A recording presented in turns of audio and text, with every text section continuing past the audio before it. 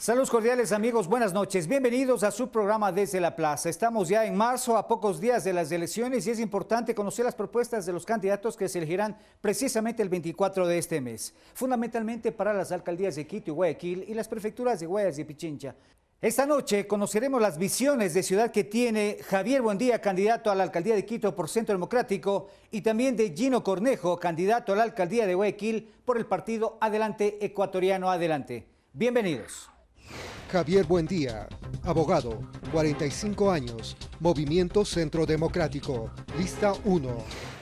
Gracias a Xavier Buendía por acompañarnos. Bienvenido. Usted está participando ahora como candidato a alcalde por Centro Democrático. Usted tiene ya alguna trayectoria como candidato en otras ocasiones y ahora ha decidido llegar a esta postulación por Centro Democrático.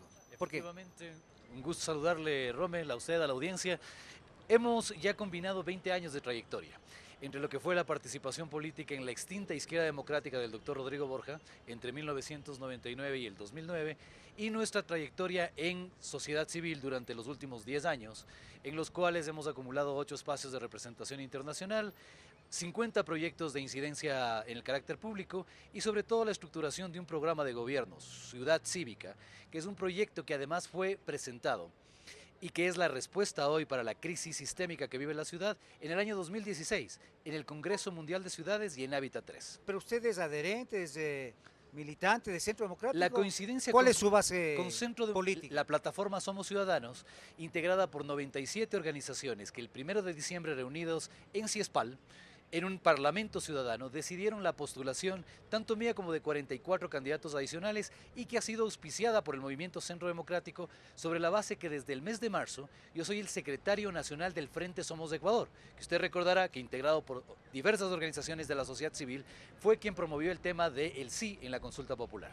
Bueno, usted ahora está postulando para la Alcaldía de Quito, pero usted ha sido muy crítico con la actual administración. Y lo que hemos visto a lo largo de los años es que ha presentado una serie de denuncias frente a esta gestión y ahora usted quiere ocupar también ese cargo. Efectivamente, porque hay que regenerar éticamente para recuperar la confianza del 92% de la ciudadanía que no confía en la institucionalidad del municipio. Pero actualicemos en dónde estamos en ese margen de acciones. El 29 de este mes, por cuarta ocasión, se ha señalado ya la audiencia para el inicio del proceso que nosotros venimos adelantando como acusadores particulares en contra del municipio de Quito respecto de 55 casos investigados en 58 meses que ha determinado por parte de la Fiscalía Distrital de Pichincha por nuestra denuncia el tema del presunto delito de delincuencia organizada bajo el mecanismo de asociación ilícita. Usted ha sido crítico con todo lo que se ha realizado, especialmente la contratación de lo que es el metro de Quito. ¿Qué va a pasar si usted llega a ser alcalde con el metro? Estamos entregando en estos días oficialmente una exigencia a Mauricio Rodas para que paralice temporalmente al Metro de Quito. Sobre la base de que lo paralice en términos de que 4 meses más no va a ocurrir absolutamente nada con un proyecto que debió haber sido entregado, según el proyecto original, en abril del año 2016 y que en este minuto la inauguración irresponsable en el mes de diciembre provocaría que 2.500 está en fase de constructiva al 70%. En fase de pruebas. La certificación presupuestaria, incluso del año 2018 de la propia empresa, señala que se han devengado ya 730 de los 750. Es decir, la fase constructiva está ya en 83% y la fase de pruebas, Rommel, entra en el mes de junio. Suspender el metro de Quito. Con 3 objetivos. El primero, una auditoría integral de toda la fase constructiva que nos permita tener transparencia absoluta, entre ellos el dictamen ya, el informe final mejor, de la Contraloría del pedido que nosotros hiciéramos, entre otros temas, hace 28 meses ante la Contraloría General del Estado de un examen especial, que ya hay un resultado. La Contraloría General del Estado dictaminó en 2016 que efectivamente no hay un cronograma valorado. Así de que junio me hablan, de que diciembre me hablan, si incluso ya se promovió una destitución, la de Mauricio Anderson. Suspender el metro hasta... Sistema integrado de transporte público. Absolutamente no. Hasta concretar el sistema integrado de transporte público. Para que la audiencia nos entienda, nos van a poner nada menos y nada más que una columna vertebral carísima en un cuerpo enfermo y no va a funcionar porque el cuerpo no está rehabilitado. El propio proyecto de Metro Madrid del año 2010 señala que debieron haberse hecho 14 ejes transversales, establecerse 2 corredores adicionales, concretizar 111 rutas y frecuencias que están total y completamente planificadas en la Secretaría de Movilidad desde el año 2011. Es decir, sin esas obras hay 2.509 millones. ¿Qué va a pasar, Rommel? que efectivamente esos 400.000 viajes día nos van a llevar en el primer mundo, ¿no? De la Magdalena hasta el Labrador.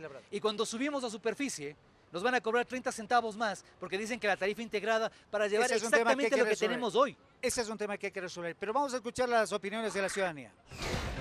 El tema seguridad, el tema transporte, el tema de la imagen que muestra Quito a los turistas. Últimamente fuimos víctimas de ataques de pandillas con el metro.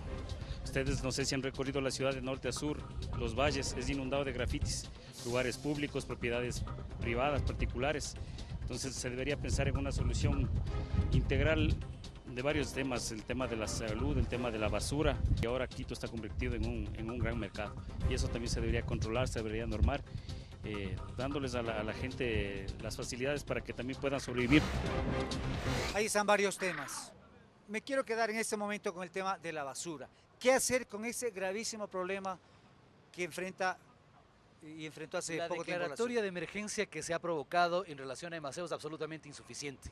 El tema de 4.600 contenedores, en donde 93 millones de dólares es parte del dispendio, y también son uno de los asuntos fundamentales que están en el juicio principal, ¿no? Por delincuencia organizada. Hay varios responsables, no solamente el alcalde. ¿Qué hacer con el tema de la basura? Efectivamente, establecer un modelo de gestión clarísimo, en la fórmula de que, primero, institucionalmente, todas las empresas relacionadas con el manejo de la política pública municipal de manejo de residuos.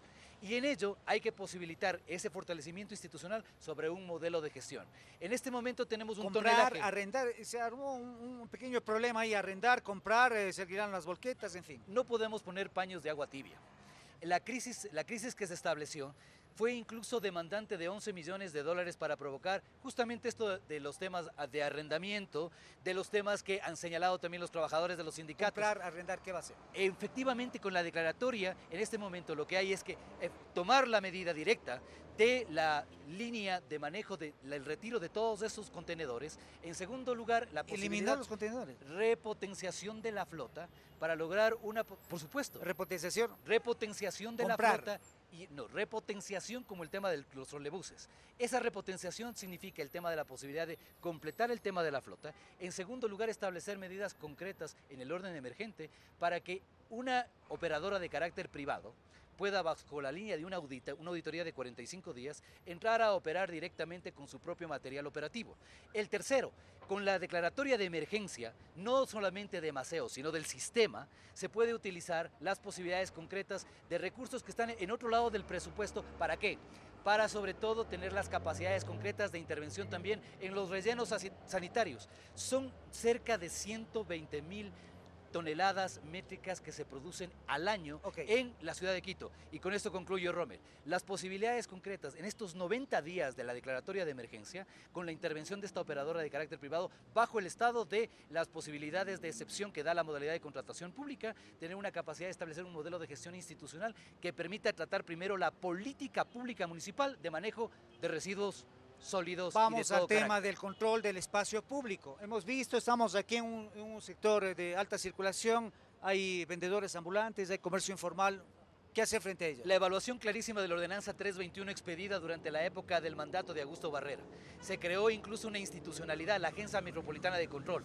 El tema es que el caos y la imposibilidad de la capacidad de regulación, de control y de seguimiento. ¿Qué hacemos? ¿Qué es lo que hay que hacer? Efectivamente, recuperar un elemento fundamental, el tema de la gestión eficiente del uso del suelo.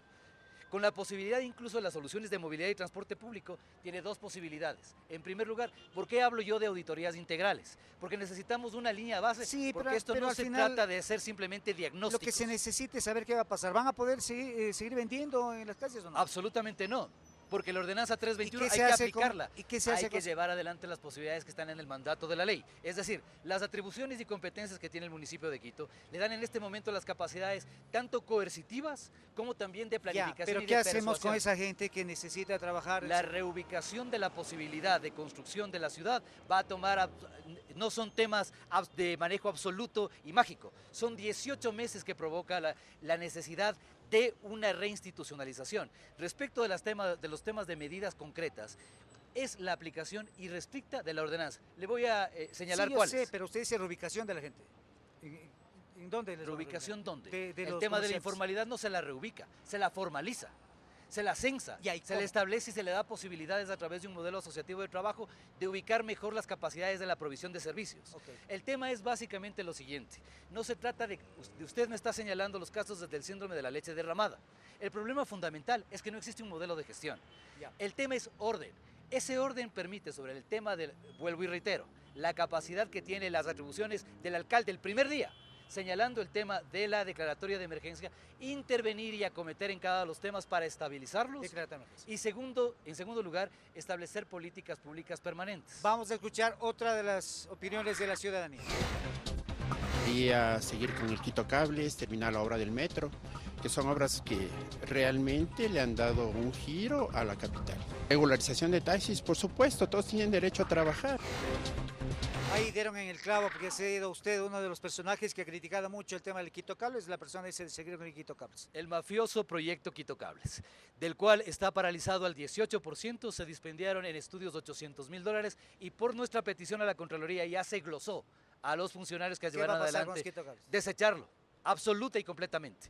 Incluso como existe ya la declaratoria unilateral de terminación del contrato con el Colegio de Ingenieros, hay la posibilidad de la reubicación porque el sistema integrado de transporte público es la respuesta. Se lo dijeron más de una vez al señor Rodas, le dijeron más de una vez, 17 millones, no nosotros, los moradores del sector de los 44 barrios a los que le incumpliste, Mauricio Rodas. Gracias a Xavier Buendía, candidato a la Alcaldía de Quito por Centro Democrático. Nosotros continuamos con más.